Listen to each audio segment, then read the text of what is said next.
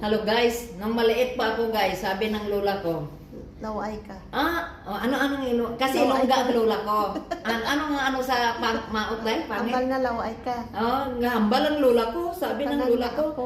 ikaw panggi nga, galaway ka nga sa lahat, tanan ako nga, apo, ikaw malaway ka.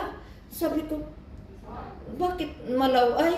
Kasi ang Bisaya, laway, yung ano ba, yung basta. Tapos, sabi niya, malaway ka, sa tanan ako nga, apo, ikaw nga malaway. Subong, ano ngayon ba? Gwapa ka na gid. Oo, ngayon na, subong, gwapa na gid ako ya. Oo. Oh, ya. Nag-level up ka. Nag-level up na ako la, ya. Kung hindi ako sinabihan ng lola ko, Wala ka na challenge. na-challenge ako sa lola ko, sinabihan ako nga malaway ako. Pero okay lang yun, napasalamat din ako nga sinabihan ako ng lola ko noon na maliit pa ko. Ikaw nga, pangging, sa tanan ako nga, apo, malaway ka gyud ya. Ngayon nga, subo nga, ako ang mga kagwapa ya. Gwapa ka na gid yan. Gwapa na ako ya. Salamat kayo ya sa akong lula. Shout out sa akong lula na sa Hibi. Maganda na ang resulta. Gwapa na ako ya.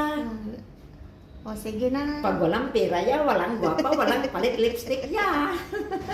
Thank you ya. I love you all 3 times a day. Isan wala nung pera kung gwapa taya. Oo, kahit walang pera, at least gwapa ang dibdib ko, ang puso ko. Panatang magabayan, iniibig ko ang lola ko. Wala may nag-order sa akin. Thank you ya. Ayan, thank you ya. Uy, Uy! wala ka. Dali lang. Okay ito, naay gamay. Ano na yan? Natumba ya. Ano Okay na? lang, naay gamay. May ganit nasa ilalim.